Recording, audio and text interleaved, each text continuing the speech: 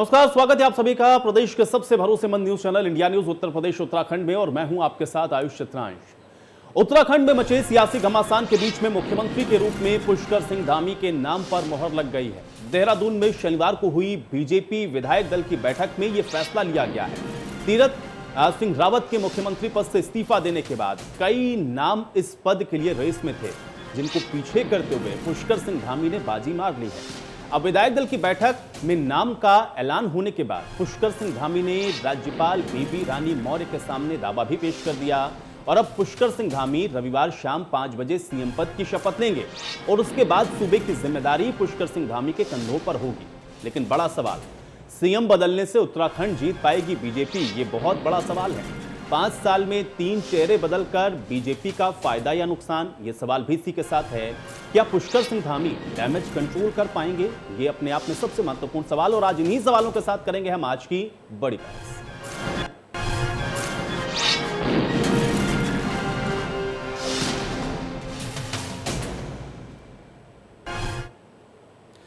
तो आज बड़ी बहस के सिलसिले को हम आगे बढ़ाएं, लेकिन उससे पहले नरेंद्र सिंह तोमर और पुष्कर सिंह धामी ने आज क्या कुछ कहा है, पहले सुनिए। 2022 में भारतीय जनता पार्टी पहले की तरह ही बहुमत प्राप्त करके सरकार बनाएगी। भारतीय जनता पार्टी ने एक नए नौजवान नेता को मुख्यमंत्री के रूप में सर्वसम्मति से चुना है। मुझे आशा है पुष्कर धामी जी के नेतृत्व में भारतीय जनता पार्टी यशस्वी होगी और उत्तराखंड का विकास नए आयाम को छुएगा। हमारे सभी कार्यकर्ताओं का, विधायकों का, सांसदों का, आम जनमानस का, सबका धन्यवाद करना चाहता हूं कि जिस पर मेरी पार्टी ने, जो मेरी माँ सदस्य है, जैसे हमारी जन्मभूमि है, मेरी माँ जिन्होंने मुझे जन्म दिया है, उसी प्रकार से मेरी पार्टी है जिन्होंने हमेशा मुझे एक बच्चे की तरह लगातार अपने आंचल में छांव देने का काम किया, और आज प्रदेश के मुख्य सेवक के रूप में मुझे जिम्मेदारी दी है। मैं अपने आप को निश्चित रूप से सौभाग्यशाली मानता हूं, क्योंकि हमारी पार्टी एक सामान्य कार्यकर्ता को इतनी बड़ी जिम्मेदारी तक पहुंचाने वाली पहली पार्टी होती है।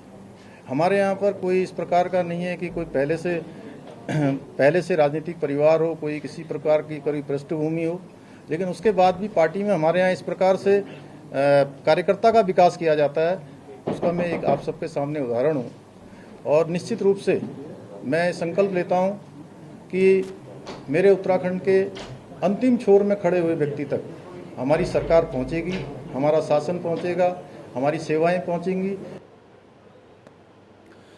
तो सुन रहे थे अभी आप नरेंद्र सिंह तोमर को और इसके अलावा पुष्कर धामी को भी। तो कल उनके द्वारा शपथ ग्रहण ली जाएगी और 11वें मुख्यमंत्री के तौर पर पुष्कर सिंह धामी अब शपथ लेने वाले हैं। लेकिन सवाल इसके साथ में बहुत महत्वपूर्ण है। सवाल ये है कि 2022 के चुनाव तक क्या क्या कर सकेंगे पुष्कर सिंह धामी, क्योंकि समय बहुत कम है। सीएम बदलने से उत्तराखंड को क्या बीजेपी जीत पाएगी? ये भी अपने आप में इसके साथ बहुत महत्वपूर्ण सवाल है, क्योंकि 6 महीने मान के चलिए कि अभी अब चुनाव में वक्त रह गया है।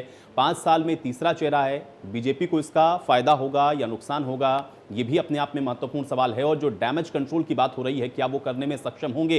ये तमाम ऐसे महत्वपूर्ण सवाल हैं जो अब यहीं से आगे बढ़ते हुए दिख रहे हैं। चूंकि मुख्यमंत्री कौन होगा, उस रेस में बहुत सारे नाम, लेकिन हमेशा की तरह एक और चौंकाने वाली बात जिसमें पुष्कर सिंह धामी का नाम सामने आता है, और उसके बाद अब कल शपथ भी उनकी हो जाएगी। लेकिन अब सवाल यहां से ये शुरू होगा कि आखिर एक तो चुनावों के अंदर जाते हुए बीजेपी के सामने जो चैलेंजेस हैं उसको वो कैसे फेस करेगी? सीएम बदलने से उत्तराखंड के अंदर बीजेपी की स्थिति का आकलन अब कैसे होगा, और क्या उत्तराखंड को बीजेपी जीत पाएगी? ये सवाल बहुत महत्वपूर्ण है। और सवाल इसके साथ में ये भी है कि जिस तरह से तीरथ सिंह रावत यानी कि जो मुख्यमंत्री रहे उनको हटाया गया, क्या कहीं ना कहीं निशाना यहां से ममता बनर्जी के ऊपर भी है? ये भी अपने आप में बहुत महत्वपूर्ण सवाल है, क्योंकि इसको भी राजनीति की दृष्टि से अगर आप समझेंगे तो ये सवाल भी इसके साथ जोड़कर देखा जा रहा है। तो कुल मिलाकर के ये बड़े महत्वपूर्ण सवाल हैं। और आज की डिबेट की भी शुरुआत करते हैं। तमाम मेहमान मेरे साथ जुड़ गए हैं, पहले उनका परिचय मैं आपके साथ करवा देता हूं। लखपत बुटोला हमारे साथ जुड़े हुए हैं, प्रवक्ता हैं कांग्रेस पार्टी के। लखपत बुटोला जी, बहुत स्वागत आपका चर्चा में। कमलेश उनियाल जी हमारे साथ जुड़ रहे हैं, प्रवक्ता हैं भारतीय जनता पार्टी के। कमलेश उनियाल जी, आपका भी स्वागत। और मनोज इस्टवाल जी हमारे साथ जुड़े हुए हैं, वरिष्ठ पत्रकार हैं। मनोज इस्टवाल जी, आपका भी बहुत स्वागत है।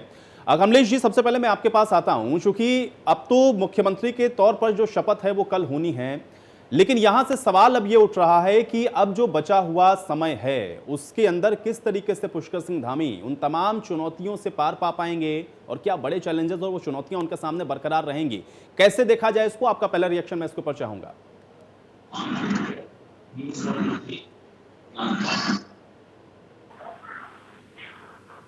जो भी विकास कार्य हुए हैं इस कोविड काल भयंकर महामारी में, उसके उपरांत भी, चाहे वो विकास के कार्य हों, चाहे स्वास्थ्य के संबंध में कोई भी दिक्कतें हों, उसको भारतीय जनता पार्टी की सरकार ने पूर्ण रूप से किया है। और इसी कार्य में हमारे पूर्व मुख्यमंत्री श्री तीरथ सिंह रावत जी ने जो घोषणाएं की हैं उनको सुचारू रूप से आगे बढ़ाने का काम हमारे पुष्कर सिंह धामी जी करेंगे। पुष्कर सिंह धामी जी एक युवा नेता हैं। इनके नेतृत्व में पूर्व में ही मैं स्वयं, मुझे सौभाग्य प्राप्त हुआ है इनके कार्यकाल में, प्रदेश टीम में इनके साथ था जब युवा मोर्चा के प्रदेश अध्यक्ष थे, और इनका बहुत अच्छा अनुभव है।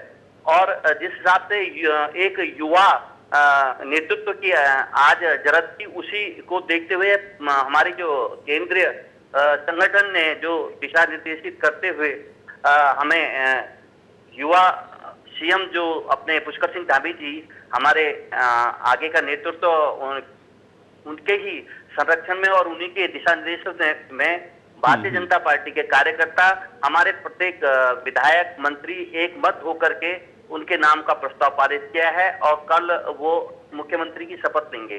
तो जो कार्य है में किसी भी प्रकार का कोई अवरोध नहीं आएगा, क्योंकि पूर्व की जितने भी मुख्यमंत्री हमारे, चाहे वो तीरथ जी हो, चाहे त्रिवेंद्र सिंह रावत जी हो, इनके द्वारा जो भी घोषणाएं की गई है, जो भी विकास कार्य के लिए वचनबद्ध है, उसी कार्य को आगे बढ़ा करके हमारे मुझे नहीं पता, लेकिन कमलेश उमनियाल जी, ये मुझे लगता है कि आप और बेहतर बताएंगे। एक तो समय कम है, दूसरा चेहरा एकदम से फिर से बदलना, नई व्यवस्था के अंदर आते आते बहुत सारी चीजों को समझना, क्योंकि मुख्यमंत्री के तौर पर जब उन जिम्मेदारियों को संभालेंगे तो जो बातें वो कह रहे थे, क्या ये एक बड़ी चुनौती के तौर पर नहीं? और ऊपर से विपक्ष आक्रामक है, लगातार इसको एक बड़ा मुद्दा बना रहा है, चुनावों तक जाएंगे, 3 चेहरे क्या है, ये निश्चित तौर पर एक बड़ा मुद्दा बनेगा। कैसे कर पाएंगे? समय कम है ना। देखिए हम लोग तो सकारात्मक मानसिकता की राजनीति में विश्वास रखते हैं, और जहां तक हमारी उत्तराखंड की जनता है उसके लिए जो भी कार्य निरंतर जो किए जा रहे हैं उनमें कोई किसी प्रकार की कोई वादा नहीं रहेगी।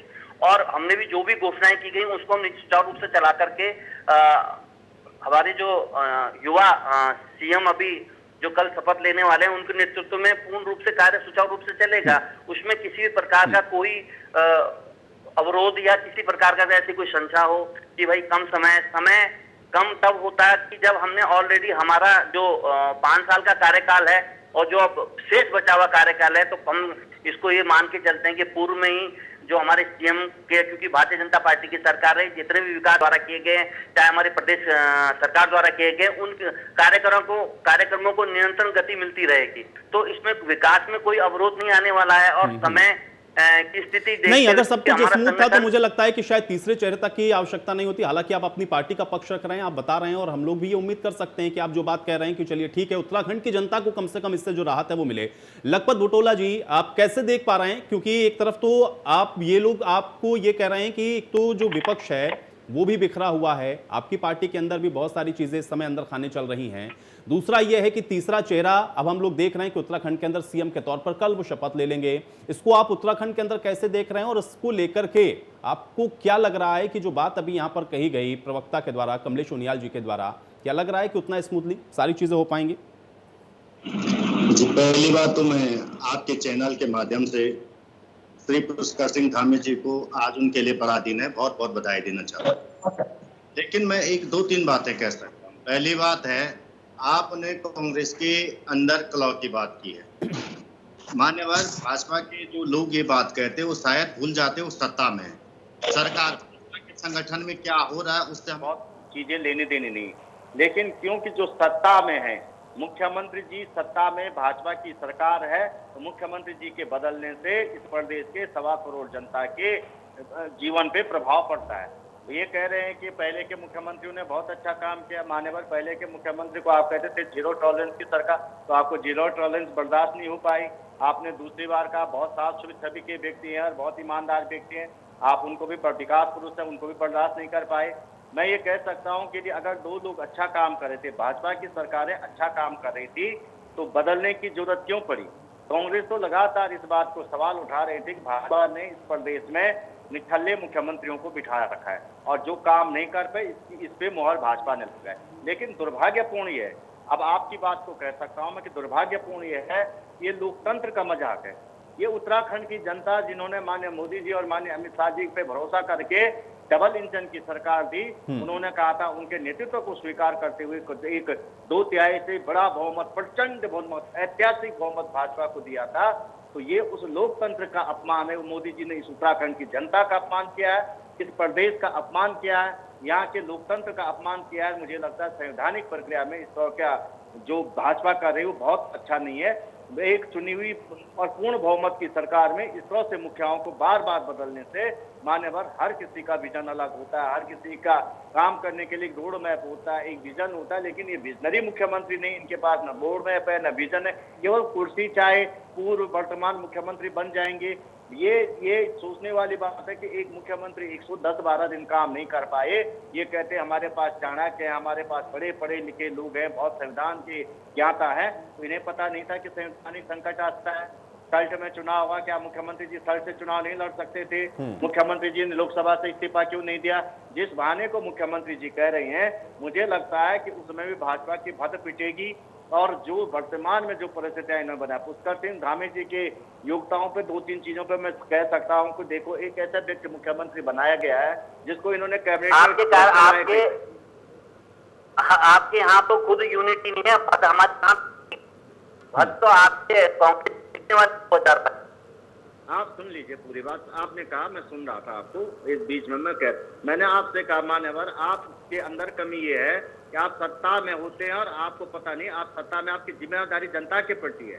कांग्रेस के संगठन में, भाजपा के संगठन में क्या हो रहा है वो महत्वपूर्ण नहीं, लेकिन सरकार के बदलाव से इस प्रदेश की 100 करोड़ जनता पे प्रभाव पड़ता है, सरकार की नीतियों का प्रभाव पड़ता है। लेकिन लगभग बुटोला जी, इसमें एक चीज मैं जरूर जोड़ूंगा, क्योंकि देखिए आप जब चुनाव में जाएंगे, बुटोला जी, जब आप चुनाव में जाएंगे तो आपको संगठन की भी जरूरत होगी, पार्टी की एकजुटता की भी जरूरत होगी। सिर्फ इतना भर कह देने से कि इन्होंने 3 चेहरे बदले हैं, जनता आपको कैसे चुन लेगी, ये भी तो मैसेज आपको कन्वे करना पड़ेगा ना। इसलिए वो सवाल मैंने आपके साथ जोड़ा कि आपकी पार्टी के अंदर भी अगर वो सारी चीजें ऑल इज वेल हो, तो ये एक मुद्दा जिसको आप बता रहे हैं कि बड़ा मुद्दा हो सकता है उत्तराखंड के अंदर, मुझे लगता है कि वो कन्वे हो जाएगा। ऐसा क्यों लग रहा है ये कोई मुद्दा नहीं है, और कैसे एकजुटता होगी फिर?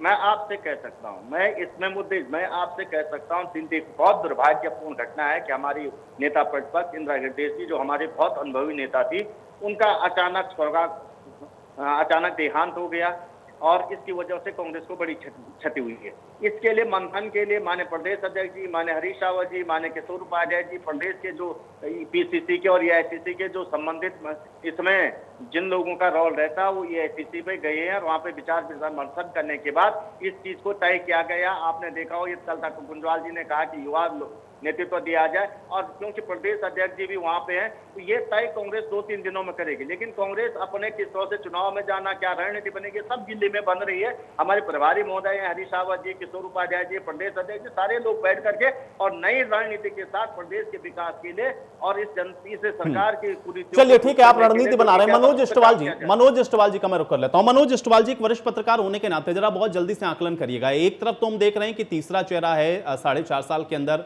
और अब इसी चेहरे के साथ हम लोग ये मान के चल रहे हैं कि अब चुनाव आगे जब होगा तो उसमें बीजेपी अपनी रणनीति के साथ जाने वाली है। दूसरी तरफ जो मुख्य विपक्षी पार्टी है कांग्रेस, उसके अंदर खाने जो चीजें चल रही हैं उसको लेकर के भी बुटोला जी बता रहे थे।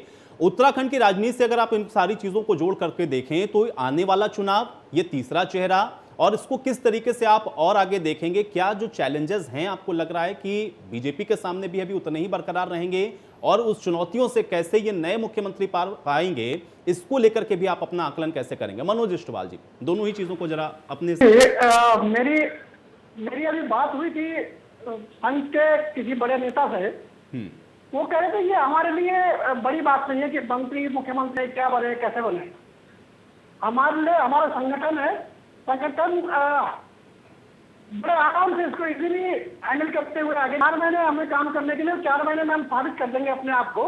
वो इसको इस तरीके से ले रहे, लेकिन उनको वो जनाक्रोश दिखा कि नहीं जो वर्तमान में दिख रहा है, लोगों के लिए ये परेशानी नहीं है कि पुष्कर सिंह धामी बदलेगा या तीरथ सिंह रावत आए या फिर कोई तीसरा मुख्यमंत्री आ गया है। लोगों की परेशानी ये है कि 21 साल के इस प्रदेश में 11 मुख्यमंत्री अभी तक हम तक थोपे गए हैं, 8 भाजपा ने और 3 कांग्रेस ने। ये सबसे बड़ी परेशानी है। दूसरा रहा बात कैसे होगा, क्या जनाक्रोश दब जाएगा। स्थिति यह है आयुष जी कि हमने क्या खाया, हमें खुद पता नहीं होता कि पिछले साल हमने क्या खाया, तो ये आया गया हो जाता है सारा कुछ। राजनीति में भारी वोटर उसी की तरफ होते रहे हैं। पहाड़ का वोटर थोड़ा समझदार है, पहाड़ का वोटर बहुत सोच वोट करता है राष्ट्रवाद के नाम पर। बिल्कुल, लेकिन मनोज जी थोड़ा सा इसका आकलन करें। मैं ये समझना चाह रहा हूं, क्योंकि उत्तराखंड की राजनीति को आप बहुत बेहद करीब से देखते हैं और आपका इसका आकलन बहुत सटीक होता है। मुझे ये बताएं कि संवैधानिक संकट है ये कहते हुए तीरथ सिंह रावत अगर अपने पद को छोड़ रहे हैं, सिर्फ इतना ही भर इसको हम समझें? इसके साथ जुड़ी हुई कुछ पटकथाएं आपको साथ में जुड़ी हुई नजर आती हैं? इसके पीछे की वजह क्या आप समझ पाए हैं? उत्तराखंड की राजनीति में ये जो फेज अभी हम लोग देख रहे हैं, इसको आप कैसे देखते हैं? क्या सिर्फ इतना कि संवैधानिक संकट है इसलिए पद छोड़ दिया, इतना माना जाए? नहीं, संवैधानिक संकट दूर दूर तक कहीं तक नहीं था।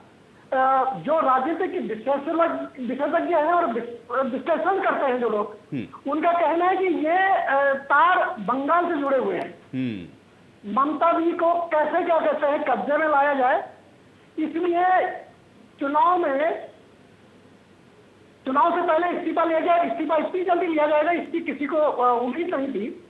इस्तीफा तो सब समझ रहे थे कि इस्तीफा मिलेगा, लेकिन बंगाल में अब ममता जी की भी पारी क्या कहते हैं नवंबर में जाके खत्म होएगी, तो मजबूरन अगर चुनाव आयोग की तब तक ये दखल रही या फिर सुप्रीम कोर्ट की ये दखल रही कि जब तक कोरोना है तब तक कोई चुनाव नहीं होगा, तो स्वाभाविक है कि ममता बनर्जी को भी इस्तीफा देना पड़ेगा। और इस्तीफा देने का मतलब ये है कि एक बहुत बड़ी चोट वहां टीएमसी को मिलेगी। शायद उसी के लिए भाजपा के अंदर ये जो भाजपा का केंद्रीय थिंक टैंक है उसने तीरथ सिंह रावत जी को उनसे इस्तीफा लिया है या इस्तीफा तीरथ सिंह रावत जी ने दिया है, ये शायद उसी की एक परिणति है। ये समझ में तभी आ गया था जब पूरा ये चल रहा था कि तीरथ सिंह रावत जी के साथ डिप्टी सीएम पद पर पुष्कर सिंह धामी का नाम चल रहा था पीछे, लेकिन अचानक उन्हें कोई पद नहीं दिया गया, तो तब भी ये समझ में आ गया था कि ये बड़ा खेल कुछ होने वाला है। और ये खेल चलिए मनोज जी मैं आपके पास आऊंगा, लेकिन कमलेश उनियाल जी से मैं एक रिएक्शन इस पर जरूर लूंगा। कमलेश उनियाल जी, चूंकि जो बात वरिष्ठ पत्रकार ने कही, आप अपने कांग्रेसी साथी का मित्र का जवाब जरूर दीजिएगा, लेकिन मनोज जी ने जो बात यहां पर कही, क्योंकि उत्तराखंड तो सिर्फ हम देख पा रहे हैं जो हमको सेंटर में दिख रहा है, लेकिन निशाना बंगाल तक है। क्या ममता दीदी की वजह से भी इसके पीछे हम इसको जोड़कर देखें, वहां निशाना है? मनोज जी जो एक वरिष्ठ पत्रकार भी हैं और अच्छे राजनीतिक मेरे अच्छे परिचित भी हैं, कई बार मौका मिला इनके साथ डिबेट में बैठने का। मेरा तो ये कहना है ये एक कयास है कि भाई बंगाल का को पे दृष्टि है, कहीं पे निशाना और कहीं पे निगाहें, ये जो कहना है ये गलत है। क्योंकि कहीं ना कहीं भारतीय जनता पार्टी का प्रत्येक कार्यकर्ता, चाहे वो मुख्यमंत्री हो चाहे प्रधानमंत्री हो, वो हमारे संविधान को मानने वाला है। संविधान अगर संकट की अगर बात आती है तो उसके पालन में अगर कोई चीज अगर अपने त्याग पत्र दे करके पुष्कर सिंह धामी जी को बनाया गया है, तो यह कहीं ना कहीं संविधान। लेकिन कमलेश जी, दीदी को बार बार आप लोग मुश्किलों में तो डाल देते हैं, चिंता में इस बार भी आपने डाल दिया। अभी आप कह रहे हैं, लेकिन चिंता में तो दीदी को डाल दिया आपने। नहीं मैं तो ये कहूंगा, जहां तक हमारे कोविड काल के कार्यकाल में हमारे कोर्ट की जो गाइडलाइन है या कोर्ट ने हमें जो दिशा निर्देशित किए उसका भी पालन कर, चुनाव आयोग एक निष्पक्ष संस्था है, उसके द्वारा भी जो नियम बनाए गए हैं उसका ही पालन करना है। तो इसमें अगर अगर कहीं ना कहीं संवैधानिक संकट को देखते हुए, और फिर दूसरी बात ये है कि माननीय अपने पुष्कर सिंह जी को जो बनाया गया है कि हमारी जो केंद्र या प्रदेश की सरकार है, कहते हैं जैसे डबल इंजन की सरकार है, वो तो उसी स्पीड से चल रहा है, बस पायलट चेंज हुआ है इसमें, और जो पायलट है वो बहुत ऊर्जावान है, युवाओं के अंदर बहुत ज्यादा जोश है। तो ये हमारे लिए हर्ष का विषय भी है और हम लोग और ज्यादा इसमें जो हमारा 60+ का जो हमारे केंद्र नेतृत्व या हमारे प्रदेश नेतृत्व जो ठीक है, लेकिन कमलेश जी देखिए, अभी बुटोला जी इसी बात को कह रहे थे और बुटोला जी ने इस बात को कहते हुए इस बात को भी कहा कि देखिए किस तरीके से आप लोग जो चेहरा बदलते रहे ना, ये उत्तराखंड की जनता के साथ कहीं ना कहीं आप लोगों ने अन्याय किया और इससे ये एक बहुत बड़ा मुद्दा बनेगा और इसको ये लोग पूरी तरह से जनता के बीच में लेकर के जाने वाले हैं। बहुत जल्दी से रिएक्ट करें इसके ऊपर। नहीं देख, लगभग बुटोला जी जो कह रहे हैं, मैं उनकी बात का भी जवाब दूंगा। देखिए, इनके अगर हम लोग अपनी पार्टी और संगठन की अगर बात करते हैं तो हमारी चाहे तीरथ सरकार हो, चाहे चितविंद सरकार हो, या आने वाली पुष्कर सिंह धामी जी के जो नेतृत्व में जो आगे विकास कार्य किए जाएंगे, वो प्रत्येक आम जनता का बहुत अच्छा कार्य होगा। ऐसा नहीं है, ऐसा ही है। दूसरी बात क्या है कि दूसरा जो मैं कहना चाह रहा हूँ कि मूल रूप से कि जो हमारे विकास कार्य हैं वो तो निरंतर चले आ रहे हैं। हमने कोविड काल में भी आप देखोगे, चाहे सड़क, जल, विद्युत की जो योजना है वो निरंतर चला के रखी। उसके अलावा आप ये देखेंगे कि हमने जो भी योजना है आम जनमानस में, चाहे राशन योजना हो, चाहे बीपीएल जो हमारे कार्ड धारक है उनके लिए खाते योजना हो, और चाहे स्वास्थ्य बीमा योजना हो, तो उसके कार्य तो निरंतर चल ही रहे हैं। मैं कह रहा हूँ ना, जो उत्तराखंड के विकास कार्य हैं वो तो हो रहे हैं, और इसको ज्यादा ऊर्जा देने के लिए, क्योंकि संवैधानिक संकट को देखते हुए जहां हम अगर जो नया चेहरा लाया है, आज कांग्रेस में कहीं ना कहीं बौखलाहट है इस बात की कि पुष्कर सिंह धामी जो एक ऊर्जावान सीएम है और युवाओं के बीच में एक वो है, क्योंकि आपने देखा होगा युवाओं को कहीं ना कहीं भारतीय जनता पार्टी ने नई कमान देने वाली जो बात है केंद्र में, वो एक सराहनीय कदम है। और इसके लिए नहीं, ठीक है कमलेश जी, देखिए इस बात को तो मैं मनोज जी से समझ लूंगा, वो और बेहतर तरीके से इसको जरा बताएंगे फ्रेम करके कि आखिर पुष्कर सिंह धामी का ही नाम क्यों सामने आता है और इसके पीछे की भी वजह मैं उनसे जरूर समझूंगा। लेकिन बुटोला जी का मैं रुख करूंगा। बुटोला जी, उत्तराखंड के अंदर इस समय जो परिस्थितियां बन रही हैं, और चूंकि अभी मनोज जी ने भी इस बात को कहा क्योंकि उनका अपना भी आनंद है, उन्होंने ये भी बताया कि उनकी बात हुई संघ के किसी नेता के साथ, क्योंकि चेहरा बदलना कोई बहुत बड़ा इशू नहीं है, जो मुद्दे हैं उनको कन्वे कैसे करना है वो कर ले जाएंगे और उसके लिए तैयारियां पूरी हैं। और इसीलिए मैंने शुरुआत में ही पहले सवाल में जिक्र किया कि संगठन स्तर तक कांग्रेस को भी फिर उस मजबूती के साथ आना होगा, तभी आप भी कन्वे कर पाएंगे। क्या उस स्तर से चुनौती है आपके सामने बुटोला जी? बात मैं कहना चाह रहा हूं कि हमारे बीजेपी के मित्र कह रहे थे कि हमने बहुत ऊर्जावान मुख्यमंत्री दिया है, तो पौने 5 साल तक इस ऊर्जावान मुख्यमंत्री तब और भी ऊर्जावान थे और भी यंग थे। तो महाराज आप ज्यादा जल्दी दे रहे थे, 2017 में प्रचंड बहुमत के साथ देते तो अच्छा होता, ये बहाने तो अच्छे लगते। लेकिन अब मैं आपसे कह सकता हूँ, मानवत दिक्कतें यहाँ होती, भाजपा वोट तो लेती विकास के नाम पे, लेकिन जवाबदेही फिक्स होती आरएसएस के प्रति। किसी चुनी हुई सरकार की जिम्मेदारी जनता के प्रति होती है, लेकिन दुर्भाग्यपूर्ण इस परिस्थितियां हैं कि भाजपा के विधायक से लेकर मंत्री से लेकर सरकार की अकाउंटेबिलिटी जो होती है वो आरएसएस के लिए होती है। और आरएसएस है क्या? आरएसएस एक चीज बताएं, उनकी समाज में मैं वो संगठन है, मैं उस पर कहीं प्रश्न चिन्ह नहीं उठा, लेकिन क्योंकि जनता ने वोट दिया है, जनता के प्रति सभा अकाउंटेबिलिटी होनी चाहिए। आप तो 57 के 57 हर महीने एक मुख्यमंत्री बना देते, आपके पास 57-58 विधायक हैं, आप 12-15-60 सारे के सारों को विधायक बनाते थे, कोई दिक्कत नहीं हो रही, विकास के काम अवरुद्ध नहीं हो, किसी प्रकार की समस्या नहीं है।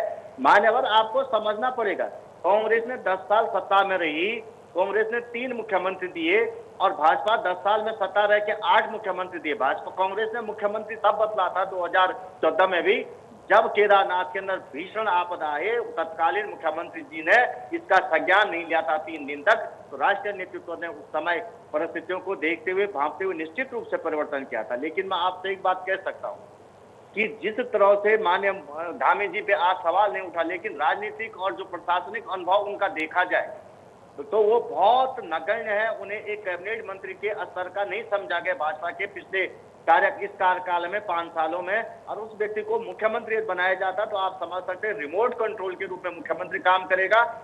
आरएसएस के रिमोट में और केंद्र के रिमोट में जिस तरह से रखने का काम किया जा रहा है, मैं समझता हूं ये बुटोला जी आपने बहुत बड़ी बात कही है, एक रिमोट की तरह काम करेंगे, ये बात आप कह रहे हैं, इस पर मैं एक रिएक्शन जरूर लूंगा। मनोज अष्टवाल जी, इसी सवाल पर मैं आता हूं। पुष्कर सिंह धामी को, जिनका हम लोग अभी, क्योंकि जब इस्तीफा होता है तीरथ सिंह रावत का, उसके बाद से लगातार बहुत सारी चर्चाएं थी, 4 नाम तो ऐसे थे जो लग रहा था इन्हीं में से कोई मुख्यमंत्री होगा, लेकिन अचानक से पुष्कर सिंह धामी का नाम सामने आता है। पुष्कर सिंह धामी ही क्यों? और इसके अलावा जो रिमोट वाली बात यहां पर अभी बुटोला जी ने कही है, क्या वाकई में आपको लग रहा है कि इस तरीके की स्थितियां हैं? थोड़ा सा इस पर रिएक्शन मैं आपका चाहूंगा। मैं सबसे पहले तो उनियाल जी का जवाब दूंगा, फिर बुटोला जी का जवाब दूंगा, फिर आपके प्रश्न में आऊंगा। उनियाल जी ने कहा था कि संवैधानिक संकट को देखते हुए ये सारा कुछ हुआ है। तो उनियाल जी को जवाब देना चाहूंगा कि संवैधानिक संकट तो अगस्त के बाद आता, जब चुनाव आयोग का डंडा चलता। अभी फिलहाल जिस तरीके से तीरथ सिंह रावत काम कर रहे थे, अभी जैसे उन्होंने 2000 करोड़ का पैकेज, कोविड पैकेज जारी किया था और 22,000 नौकरियों की बात कही थी। कल जो शाम को उन्होंने बैठक की पत्रकारों के साथ जो प्रेस कॉन्फ्रेंस की थी, उसके आधार पर तो तीरथ सिंह रावत अच्छा काम कर रहे थे। रही बुटोला जी ने बहुत अच्छी एक बात कही है कि इन्होंने 8 मुख्यमंत्री दिए और आपने 3 मुख्यमंत्री दिए, उसके बाद भी आप 10 साल तक। चलिए मनोज जी, मैं आपको यहाँ पर रोकूंगा, चर्चा यहीं से हम आगे बढ़ाएंगे, आपके इसी जवाब के साथ मैं आगे बढ़ूंगा। फिलहाल एक छोटे से ब्रेक के लिए यहाँ पर रुक रहे हैं, फौरन वापस आते हैं।